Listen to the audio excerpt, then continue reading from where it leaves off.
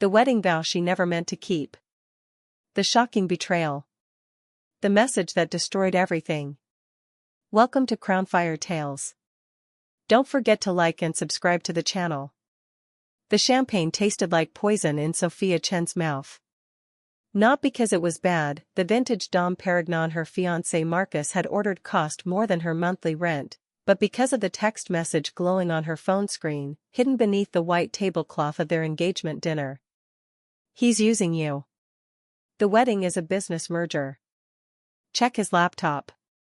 Password, Violet 2019.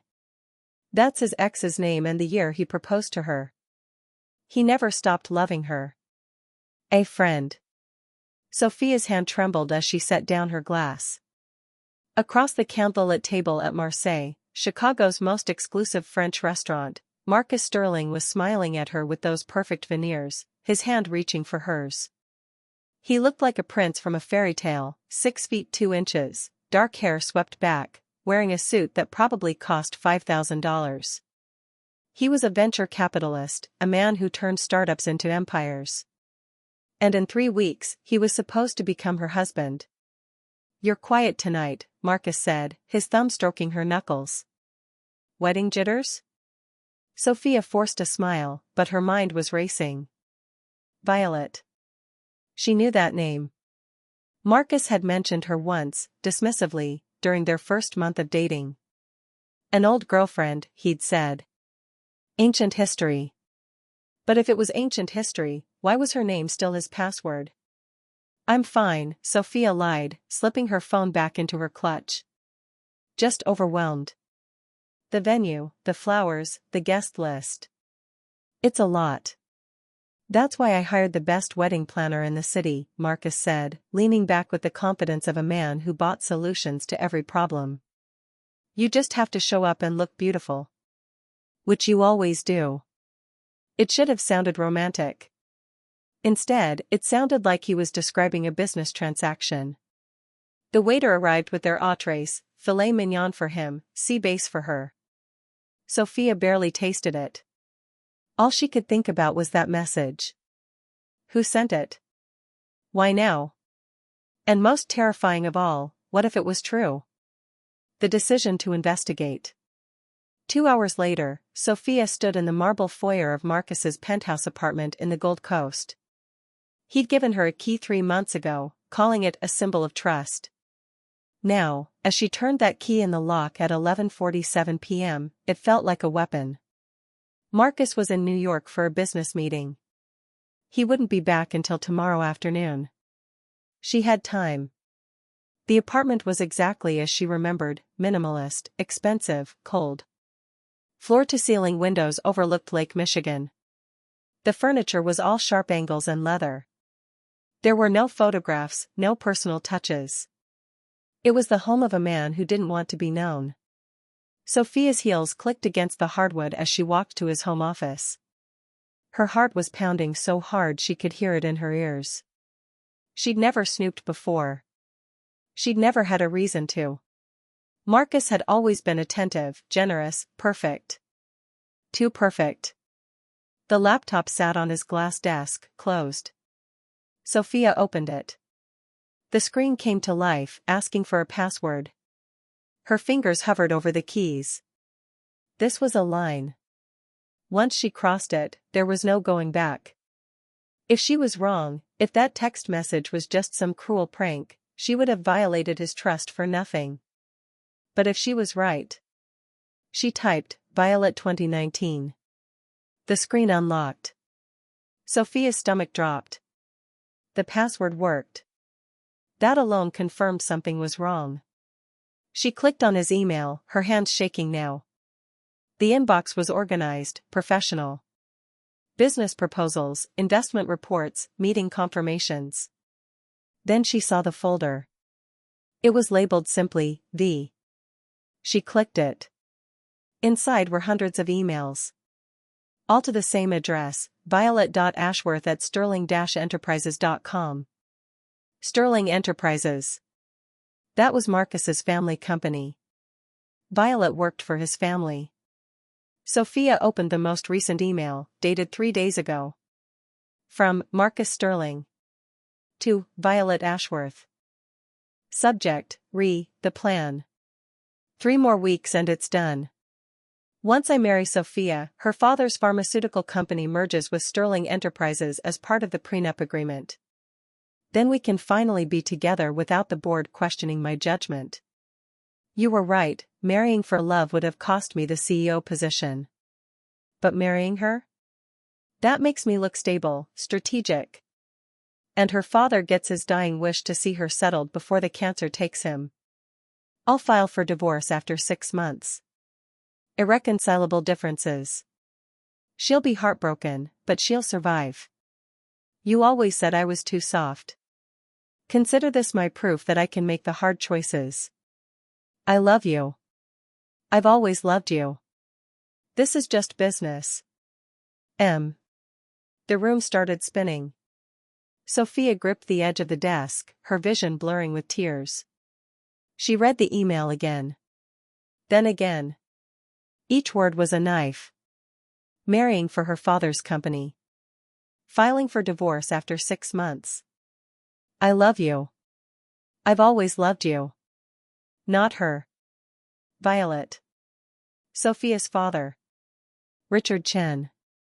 The brilliant pharmaceutical CEO who'd built medtech solutions from nothing. Who'd been diagnosed with stage 4 pancreatic cancer 8 months ago. Who'd been so happy when Marcus proposed, telling Sophia through tears that he could die in peace knowing she'd be taken care of. The prenup. Marcus had insisted on it. Said it was standard for people of their wealth. Sophia's father had agreed readily, even added a clause that merged medtech solutions with Sterling Enterprises to ensure continuity and family legacy. It had seemed touching at the time. A father providing for his daughter's future. Now Sophia saw it for what it was, a trap. Marcus had manipulated a dying man's love for his daughter to steal his life's work. The rage and the plan. Sophia didn't cry. Not yet. The tears would come later. Right now, white-hot rage was burning through her veins, giving her clarity she'd never experienced before. She scrolled through more emails. There were photos, Marcus and Violet at a private villa in Tuscany last month. The same week he'd told Sophia he was at a business retreat. There were text exchanges, intimate, loving. There was even a conversation about the engagement ring. Violet, did you really spend $100,000 on her ring? Marcus, it's an investment. The bigger the ring, the more legitimate the marriage looks. Besides, it's insured. I'll sell it after the divorce and buy you something better. Sophia looked down at the 4-carat diamond on her left hand. It felt like a shackle now. She wanted to scream. She wanted to smash his laptop. She wanted to call him right now and unleash every ounce of fury burning inside her. But she didn't. Because somewhere between reading those emails and staring at that ring, a different emotion crystallized beneath the rage. Calculation. If Marcus Sterling wanted to play games, she would play. But she would play better. She would make him pay for every lie, every manipulation, every moment he'd made her believe she was loved when she was just a business acquisition. Sophia pulled out her phone and took photos of every email. Every text. Every incriminating piece of evidence. She uploaded them to a private cloud server. Then she closed the laptop, exactly as she'd found it. She stood in that cold, empty penthouse and made a decision that would change everything. She wasn't going to call off the wedding. She was going to marry Marcus Sterling. And then, she was going to destroy him. The performance begins. The next morning, Sophia woke up in her small studio apartment in Lincoln Park. She'd barely slept. Every time she closed her eyes, she saw those emails. That ring on her finger felt heavier with each passing hour. Her phone buzzed.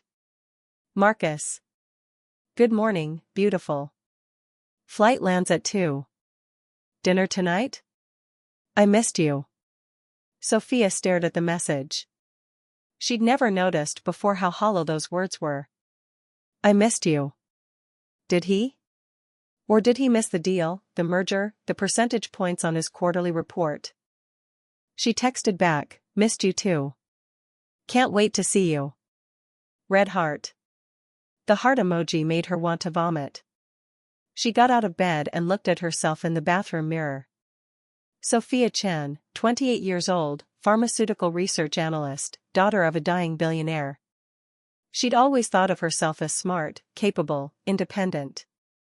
She'd graduated top of her class from Northwestern. She'd published papers on gene therapy. And she'd been played like a fool. Not anymore. Sophia opened her laptop and began researching. She needed to understand Marcus's world better. Sterling Enterprises. Violet Ashworth. The board of directors. The merger agreement. Every piece of the machine that Marcus had built around her. What she found made her smile for the first time since reading those emails. Sterling Enterprises was in trouble. The company had overextended itself on a failed tech acquisition last year. They were hemorrhaging money.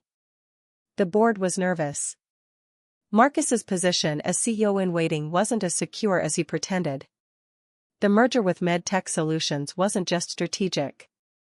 It was essential. Without it, Sterling Enterprises would face a hostile takeover within 18 months. Marcus needed this marriage more than she did. And that meant Sophia Chen held all the power. She just had to be smart enough to use it. The confrontation that wasn't. That evening, Sophia met Marcus at his penthouse.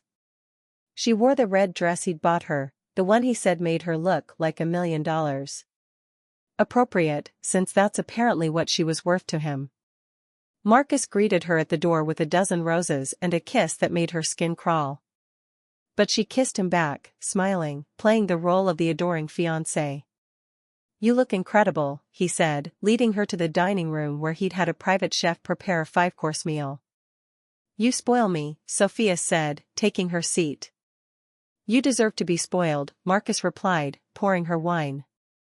"I was thinking about the honeymoon. What do you think about Bora Bora? 2 weeks, private villa, just us?"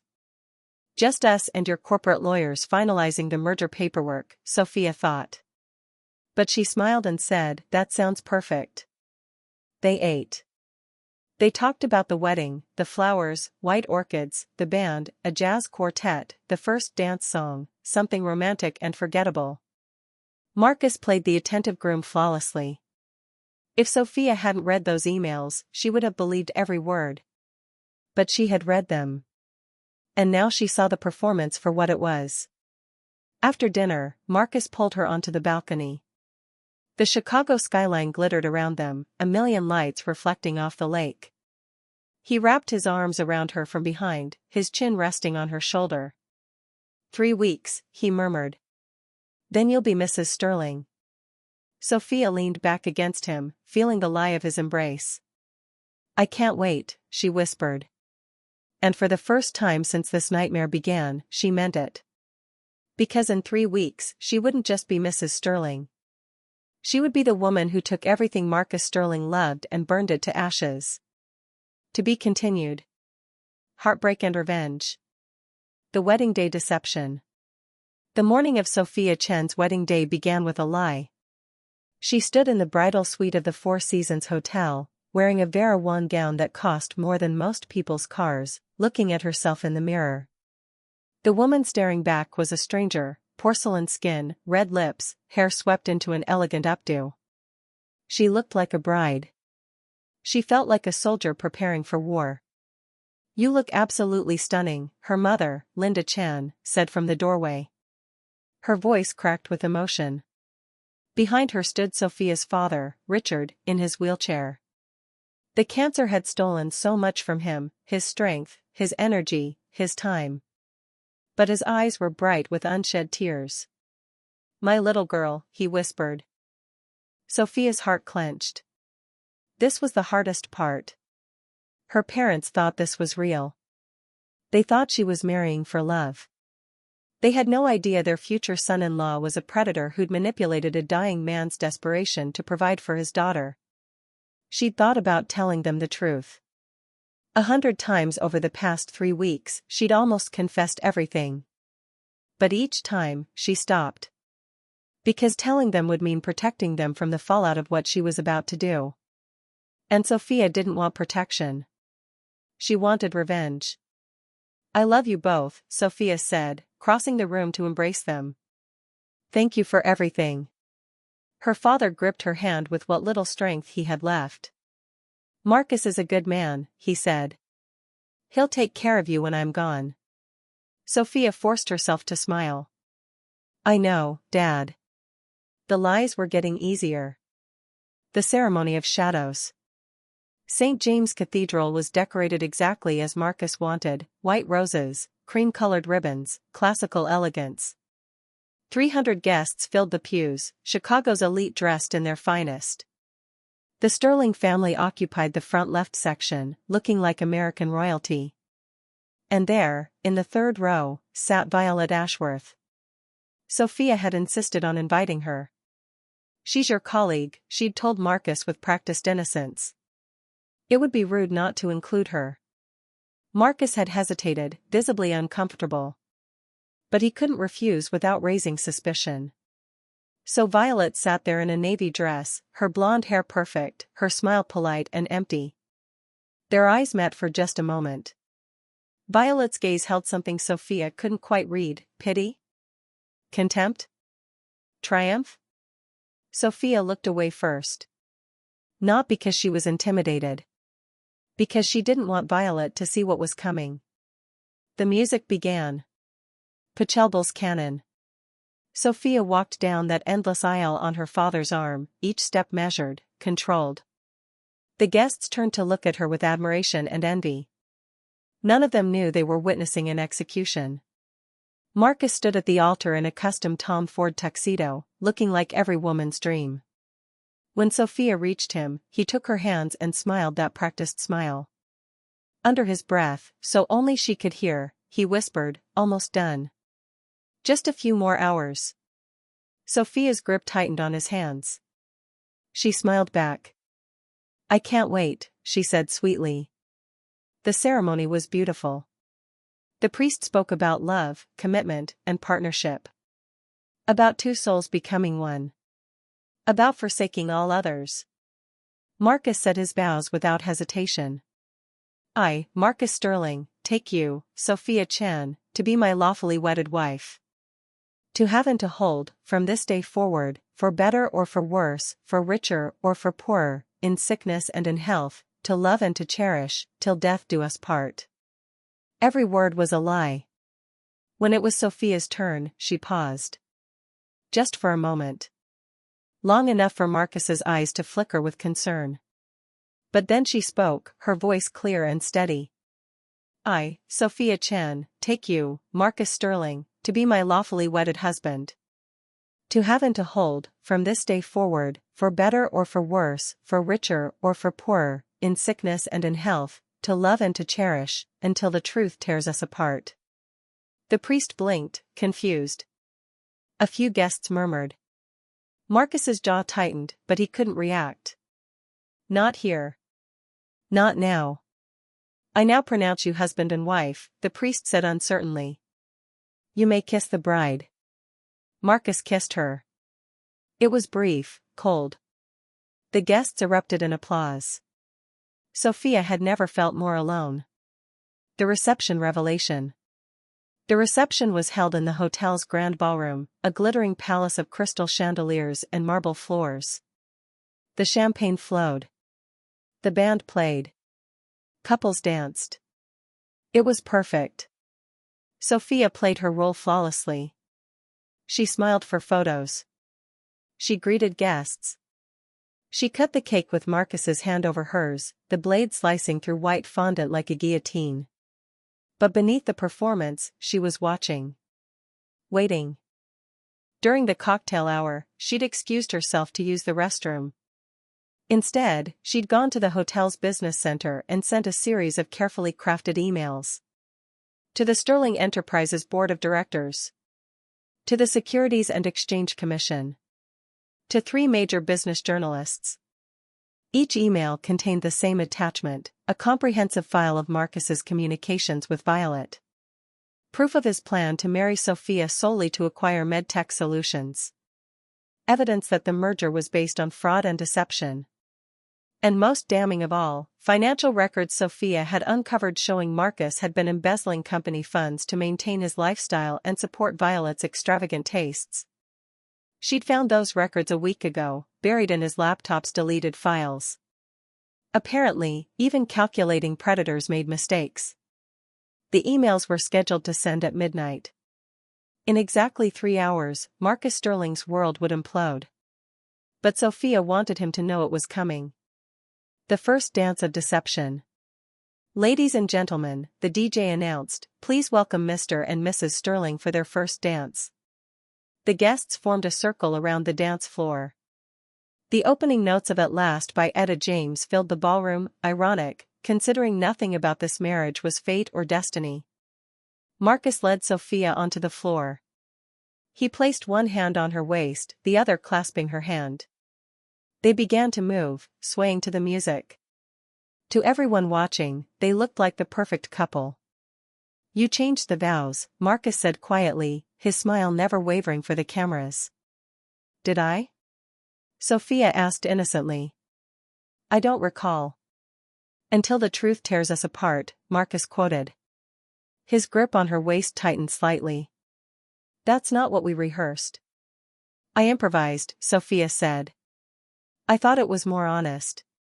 Marcus's eyes narrowed. "What are you playing at?"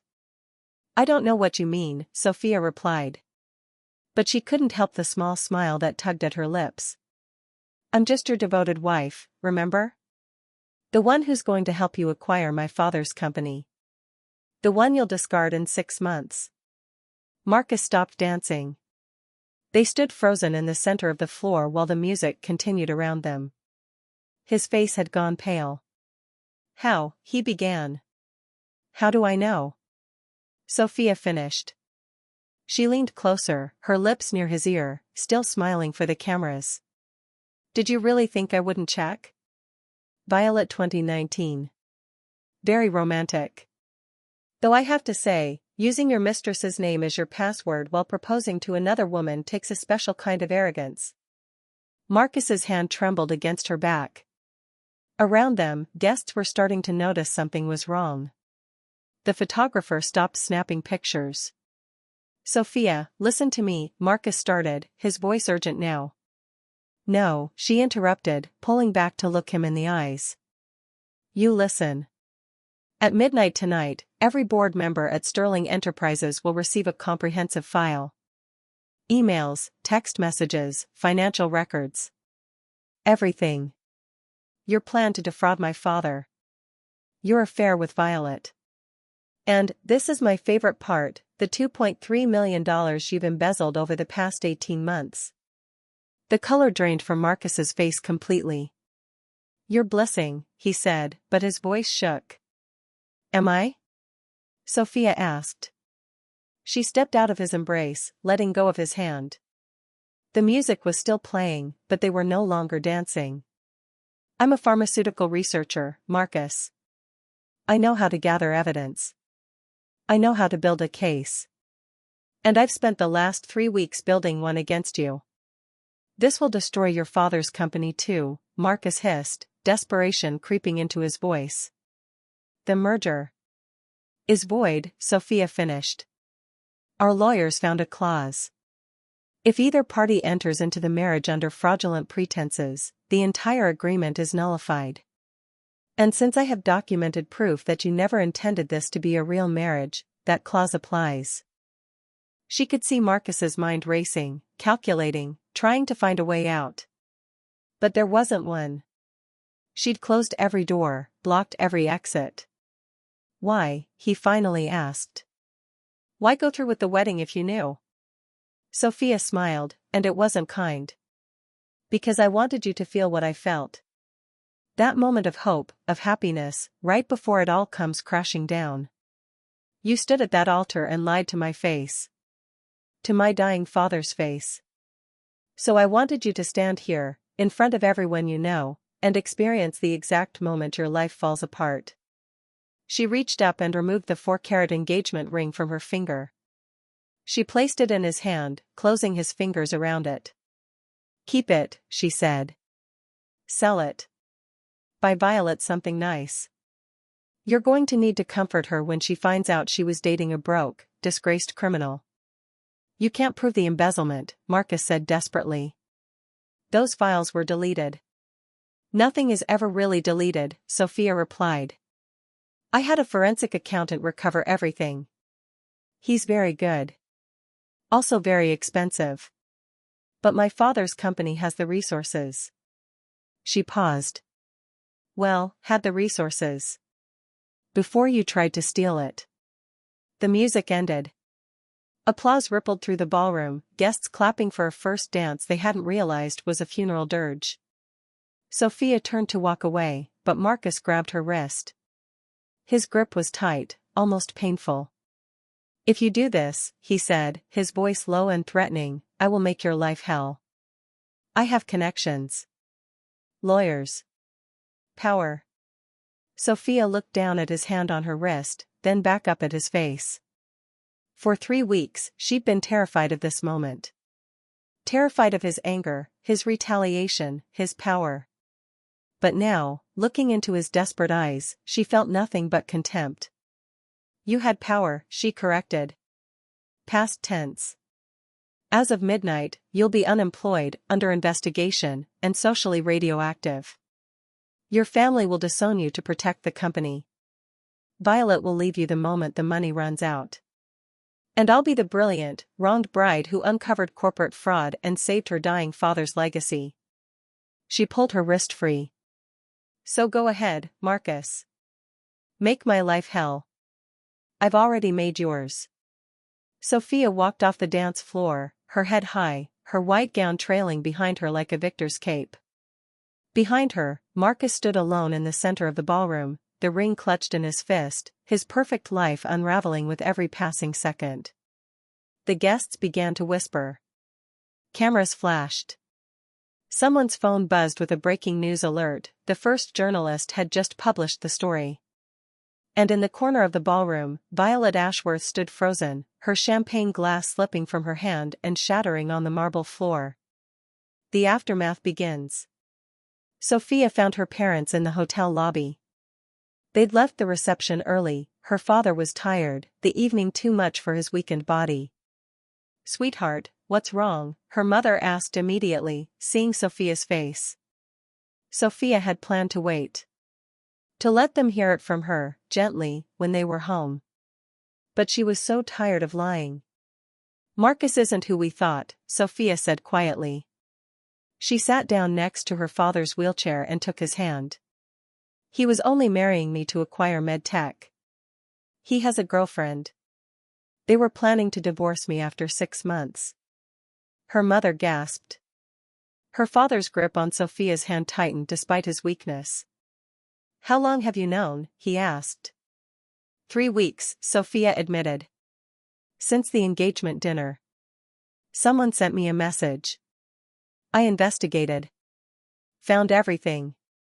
"And you still married him?" her mother asked, shocked. "I had to," Sophia explained. "The prenup had a fraud clause. If I'd called off the wedding, we couldn't have proven his intent. But now, with the marriage consummated and the evidence public, the merger is void and he's facing criminal charges."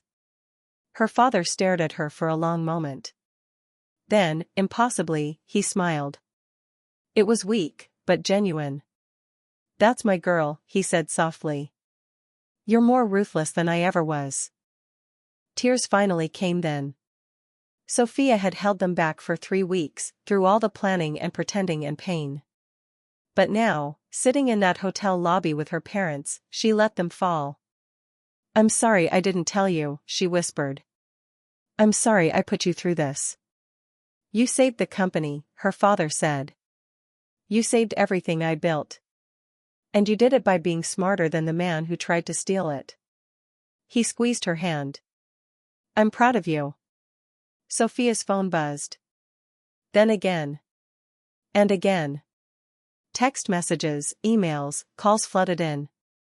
The story was everywhere now. #Sterling scandal was already trending on social media. One message stood out. An unknown number. You just destroyed my life. I hope you're happy. Marcus. Sophia looked at the message for a long moment. Then she typed her response. I'm not happy. But I'm free. And that's worth more than anything you could have given me. She blocked his number. Her mother was crying quietly, holding Sophia close. Her father was already on his phone with their lawyers, discussing next steps. The lobby was filling with reporters, hotel security trying to keep them back. Sophia stood up, smoothing her wedding dress. She looked like a bride. But she felt like something else entirely. A survivor. A fighter. A woman who'd walked into the fire and come out forged in steel. Let's go home, Sophia said. And they did, leaving behind the wreckage of Marcus Sterling's carefully constructed lies. But as they drove away, Sophia couldn't shake the feeling that this wasn't over. Because men like Marcus didn't accept defeat quietly. And revenge, she was learning, had a way of echoing back. To be continued. The ultimate payback. The morning after destruction. Sophia woke up at noon in her childhood bedroom at her parents' estate in Winnetka. Her wedding dress hung on the closet door like a ghost. She'd fallen asleep still wearing her jewelry, the diamond earrings digging into her skin. Her phone had died sometime during the night. When she plugged it in and turned it on, it exploded with notifications. 200 missed calls. 500 texts. Her email inbox was overflowing. The first headline she saw made her stomach clench. Sterling scandal, CEO heir arrested for embezzlement, fraud. So it was real. The evidence had been reviewed. The charges were filed. Marcus was in custody. But as Sophia scrolled through the messages, she realized the story had taken on a life of its own. Social media had turned her into an icon, the brave bride who exposed her groom's corruption. Hashtags like #SophiaChin and #WeddingDayRevenge were trending worldwide. There were interview requests from every major network. Book deal offers. Speaking invitations. Her Instagram followers had jumped from 800 to 340,000 overnight. But there were also darker messages. Threats from Marcus's supporters. Accusations that she'd entrapped him. Crude comments about her appearance, her motives, her character. And buried in all of it, one message that made her blood run cold. It was from Violet Ashworth. We need to talk. Today. Alone. I have information about Marcus you don't know. Information that will destroy more than just his career. Sophia stared at the message. Every instinct screamed trap. But curiosity, and something else, something darker, made her respond. Where and when? The reply came immediately. Millennium Park. The Bean. 3 p.m. Come alone or I disappear forever. The meeting at the Bean. At 2:45 p.m., Sophia stood in front of Cloud Gate, the massive reflective sculpture Chicagoans called the Bean. Tourists milled around, taking selfies, completely oblivious to the fact that they were witnessing a confrontation between two women who'd been manipulated by the same man. Violet appeared at exactly 3 o'clock. She looked nothing like the polished professional from the wedding. Her blonde hair was pulled into a messy ponytail. She wore jeans and an oversized sweater. Dark circles shadowed her eyes. You came, Violet said, stopping a few feet away. You said you had information, Sophia replied coolly. Talk. Violet glanced around, then gestured toward a more secluded area of the park. They walked in silence, tension crackling between them. Finally, near a deserted fountain, Violet stopped. She pulled out her phone and showed Sophia a photo. It was a marriage certificate. Dated 5 years ago. The names read, Marcus James Sterling and Violet Rose Ashworth. Sophia's heart stopped. You're married? We're married, Violet corrected bitterly. We divorced 2 years ago. Officially. But Marcus told me the divorce was just for appearances. He said his family wouldn't accept me. I came from nothing, worked my way up from poverty. So we divorced on paper but stayed together in secret. She swiped to another image. A property deed. A brownstone in Lincoln Park, purchased 3 years ago, listed under both their names. We own a house together, Violet continued. We were supposed to live there after he married you and completed the merger. He told me it was all strategy. That your marriage would last 6 months, then we could finally be public. Sophia felt sick. He lied to both of us. Worse, Violet said. She pulled up another document, bank statements showing regular transfers from Marcus's accounts. To a woman named Isabella Torres. Dating back 3 years. Who is she? Sophia asked. Marcus's actual girlfriend, Violet said, her voice cracking. The one he's been with this whole time. While telling me we were soulmates and telling you we were ancient history, he was living with Isabella in New York. That's where his business trips really went. Sophia sat down hard on the fountain's edge. The betrayal had layers she hadn't even imagined. It wasn't just her and Violet. There was a third woman. Maybe more. Why are you showing me this? Sophia asked. Violet's eyes hardened. Because I want to bury him. Completely. What you did yesterday? The embezzlement charges, the fraud revelation? That's just the beginning. I want him to lose everything. His freedom. His reputation. His sanity. What do you have in mind? Violet smiled. It wasn't a nice smile. Marcus has secrets that make embezzlement look like a parking ticket. And I know where all the bodies are buried. The alliance of the betrayed. They met the next day at Violet's apartment, not the brownstone she thought she shared with Marcus, but a small one-bedroom in Wicker Park that she'd maintained as a safety net. Smart woman, Sophia thought. Violet spread documents across her coffee table. Financial records. Email printouts. Photos. Marcus's embezzlement isn't just from Sterling Enterprises, Violet explained. He's been running a side operation for years. Insider trading, using information from his father's business deals. He's made millions illegally. She pulled up a spreadsheet. I helped him, initially. I didn't know it was illegal, he told me it was just smart investing. But I kept records of everything. Every trade, every profit, every conversation. Sophia studied the documents. If this got out, Marcus wouldn't just face corporate fraud charges. He'd face federal securities violations. Prison time measured in decades, not years. There's more, Violet said. She pulled out a manila envelope, handling it like it contained explosives. Marcus has a gambling problem. Started 5 years ago. He's into underground poker games for high rollers. He's lost over $8 million. How did he hide that? Sophia asked. He didn't, Violet said. He borrowed from the wrong people. Specifically, Viktor Kozlov. Sophia's blood ran cold. Everyone in Chicago knew that name. Viktor Kozlov ran one of the city's most powerful organized crime syndicates. Marcus owes Kozlov $3 million, Violet continued. That's why he needed the merger so badly. Not just for the company, he needed access to liquid capital to pay off the debt. Kozlov gave him until the end of the month. That's in 5 days, Sophia realized. Exactly, Violet said. So here's the beautiful part. If we make sure Marcus can't access any money, if we freeze his accounts, tie up his assets, make him completely broke, he'll default on the debt. And Kozlov doesn't accept excuses. Sophia stared at her. You want to use the mob to punish him?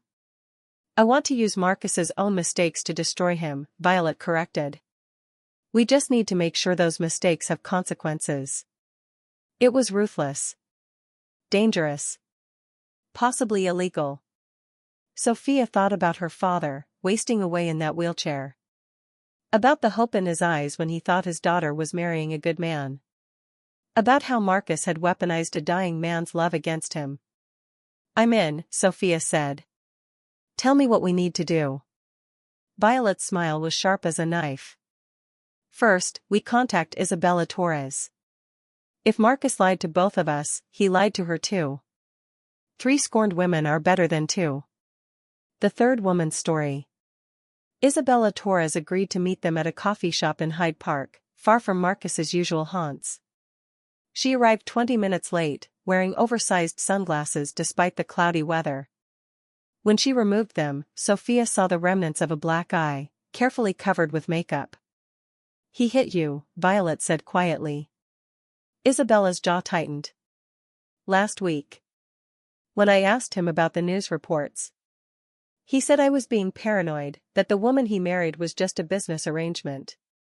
Then he grabbed me by the throat and told me to shut up or he'd make me disappear." Sophia felt rage boiling in her chest. "How long have you been together?"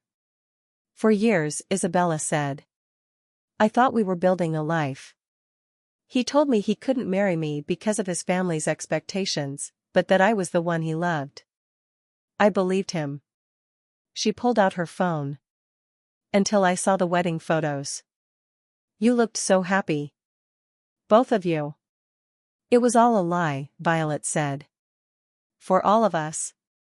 Isabella looked between them, her dark eyes filling with tears. "I want to help. Whatever you're planning, I want in. He doesn't get to do this. He doesn't get to hurt people and walk away." Sophia reached across the table and took Isabella's hand. "He won't walk away. We're going to make sure of that." The plan unfolds. Over the next 3 days, the 3 women worked in secret, coordinating their attack on multiple fronts. Day 1, financial destruction. Violet, using her position at Sterling Enterprises and her insider knowledge, contacted the FBI with evidence of Marcus's insider trading. She provided dates, times, stock transactions, everything needed for an airtight case. The federal investigation was opened within hours. Simultaneously, Sophia worked with her father's lawyers to file a civil lawsuit against Marcus for fraud, seeking $50 million in damages. The lawsuit froze Marcus's personal accounts pending trial. Day 2, social annihilation. Isabella went public. She gave an exclusive interview to a major network, revealing the abuse, the lies, the double life Marcus had been living. She showed the photos of her injuries. She read text messages where Marcus threatened her. The interview went viral. Within hours, Marcus Sterling's face was everywhere, not as a successful businessman, but as an abuser, a con artist, a predator. His bail was revoked. He was transferred to Cook County Jail to await trial. Day 3, the Kozlov problem. This was the most dangerous part of the plan. Violet reached out to one of Kozlov's known associates through a secure channel. The message was simple. Marcus Sterling will be unable to pay his debt. All his assets are frozen. Thought you should know. The response came 12 hours later. Unfortunate. Debts still require payment. One way or another. The threat was clear. Even from jail, Marcus wasn't safe. The prison visit. 1 week after the wedding that wasn't, Sophia received a message through Marcus's attorney. He wanted to see her. To talk. She almost refused. But Violet convinced her otherwise. Go, Violet said. Look him in the eye. Let him see what he created. So Sophia found herself in the visiting room of Cook County Jail, sitting across from Marcus Sterling through a plexiglass partition.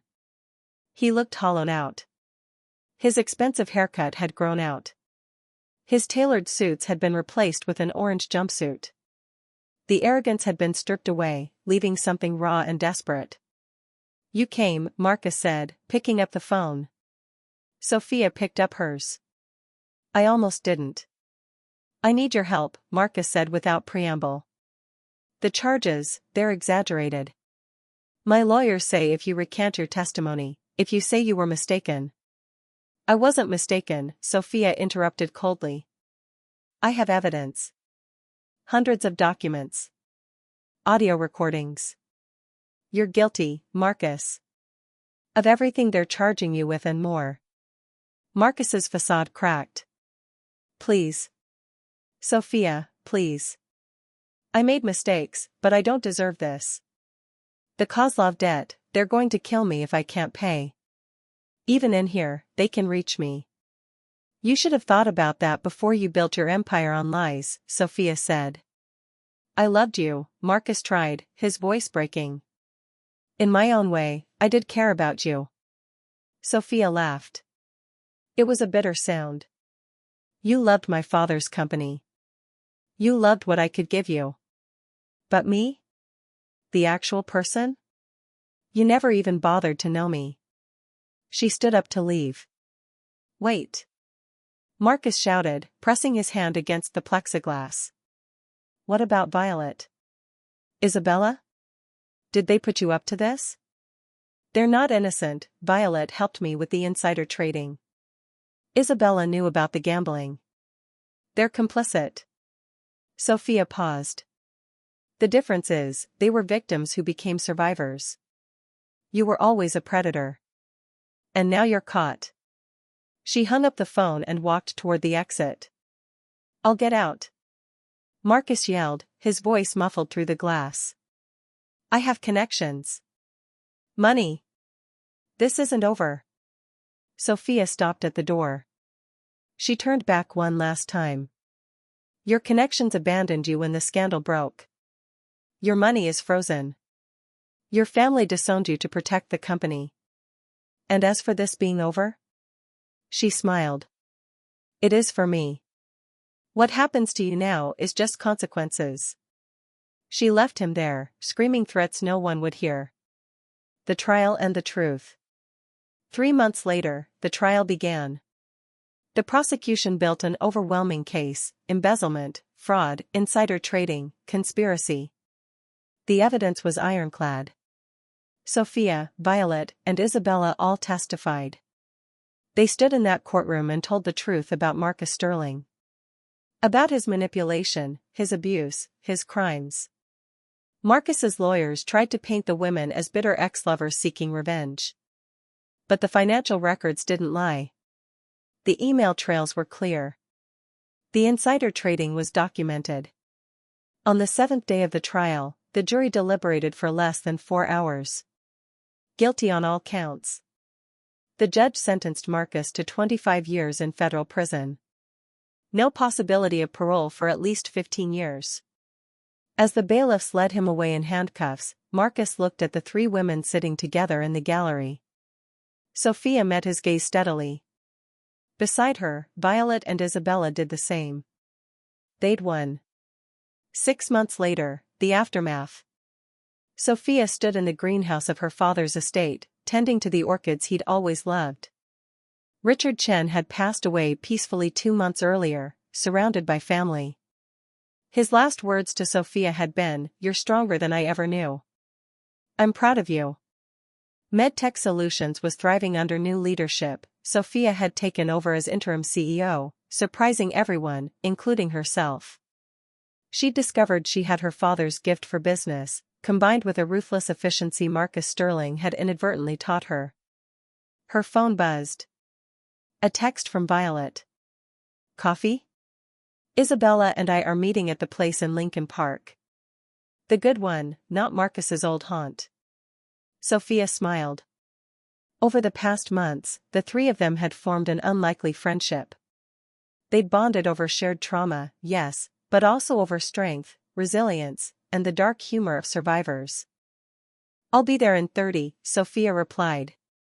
She took off her gardening gloves and grabbed her jacket. As she passed the mirror in the hallway, she paused. The woman looking back at her was different from the one who'd stood in that bridal suite 6 months ago. Harder, maybe. But also freer. More herself. Her phone buzzed again. This time an unknown number. Sophia's instincts prickled. She opened the message. Hello, Sophia. We haven't met, but we have a mutual acquaintance. Marcus Sterling owes me a debt. Since he cannot pay, I've been considering alternative arrangements. I hear you run a very successful pharmaceutical company now. Perhaps we could discuss a mutually beneficial partnership? I appreciate women who understand the value of revenge. V.K. Viktor Kozlov. Sophia stared at the message for a long moment. She should delete it. Block the number. Call the FBI. Instead, she saved the contact. Not because she would ever work with someone like Kozlov, but because she'd learned something important over these past 6 months. Information was power. And she would never again be in a position where someone else held all the cards. She typed a brief response. I'm not interested in partnerships. But I appreciate the message. Consider Marcus's debt paid in full. What happened to him was worth more than money. You're welcome. She hit send, then immediately blocked the number. As Sophia drove toward the coffee shop to meet her friends, she thought about the woman she'd been at that engagement dinner, reading that first devastating text message. That woman had been terrified, heartbroken, lost. This woman, the one she'd become, was none of those things. She'd walked through fire and come out forged in steel. She'd turned betrayal into justice. She'd taken revenge and transformed it into survival. At the coffee shop, Violet and Isabella were already seated at a table by the window. They'd both moved on, too. Violet had started her own consulting firm. Isabella was in law school, planning to specialize in domestic violence cases. They were all building new lives from the ashes of the old ones. There she is, Isabella said, smiling as Sophia approached. The woman who destroyed Marcus Sterling with a wedding dress and a laptop. We destroyed him, Sophia corrected, sitting down. Together. Violet raised her coffee cup. To scorned women everywhere. May they always be underestimated. And may they always prove everyone wrong, Isabella added. Sophia raised her own cup. To surviving. To thriving. To never letting anyone make us victims again. They clinked their cups together, 3 women who'd been broken by the same man and had rebuilt themselves into something stronger. Outside, Chicago gleamed in the afternoon sun. The city that had witnessed Marcus Sterling's rise and fall, that had watched 3 women turn pain into power. Sophia's phone buzzed one more time. A news alert. Former finance heir Marcus Sterling attacked in prison. Condition critical. Sophia glanced at it, then set her phone face down on the table. She didn't feel satisfaction. She didn't feel guilt. She felt nothing. Marcus Sterling was no longer her concern. He was a chapter that had ended. Everything okay? Violet asked. Everything's perfect, Sophia said.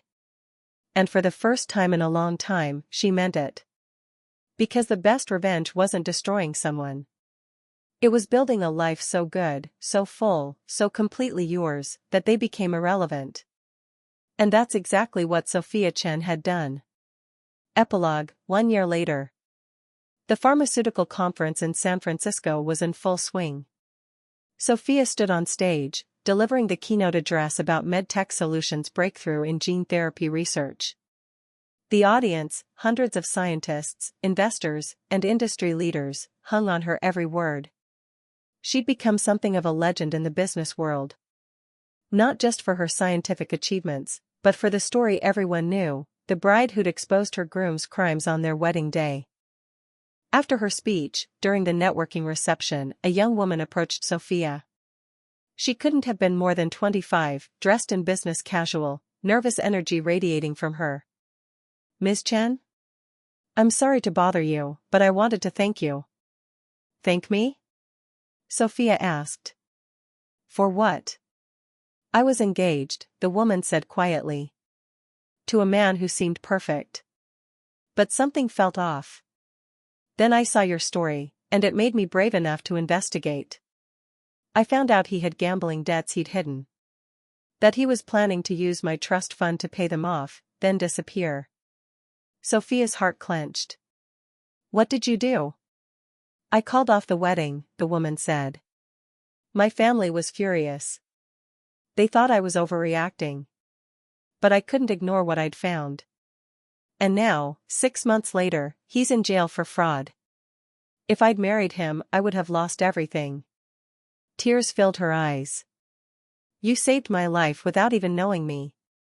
Sophia pulled the woman into a hug. You saved your own life. You were brave enough to look. To trust your instincts. That's all you. As the woman walked away, wiping tears from her eyes, Violet appeared at Sophia's elbow with 2 glasses of champagne. Another rescue story? Violet asked, handing Sophia a glass. Another survivor, Sophia corrected. They stood together, watching the crowd. 2 women who'd been torn apart by betrayal and had rebuilt themselves into forces of nature. Do you ever regret it? Violet asked quietly. Going through with the wedding? Exposing everything publicly instead of just walking away? Sophia considered the question. She thought about the pain, the media circus, the threats, the fear. But she also thought about the young woman who'd just thanked her. About the dozens of others who'd reached out with similar stories. About the power that came from refusing to be a victim. No, Sophia said finally. I don't regret it at all. Because Sophia Chen had learned the most important lesson of her life that night at the engagement dinner, reading that devastating text message. Some people will try to destroy you. They'll lie to you, manipulate you, use you for their own gain. But you get to decide what happens next. You can break. Or you can burn them down and rise from the ashes. Sophia Chen had chosen fire. And she'd never looked back. The end.